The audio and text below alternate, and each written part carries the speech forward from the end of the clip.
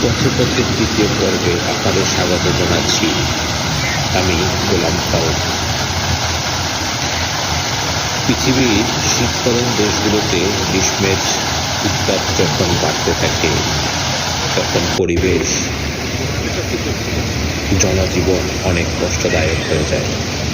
মানুষের জীবনকে একটু প্রশান্তি দেওয়ার জন্য ইউরোপের বিভিন্ন দেশেই কৃত্রিমভাবে গ্রীষ্মকালে পানির ঝর্ণা তৈরি করা হয়, যাতে পরিবেশ শান্ত থাকে এবং মানুষ একটু শীতল অনুভব করতে পারে।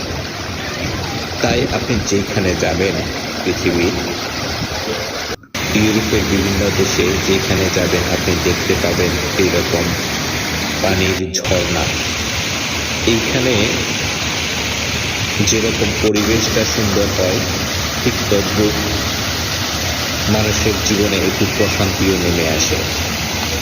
আমি আজকে আপনাদের জন্য এইরকম একটা পানির ঝর্ণা উপস্থাপন করলাম। আপনাদের সবাইকে ধন্যবাদ।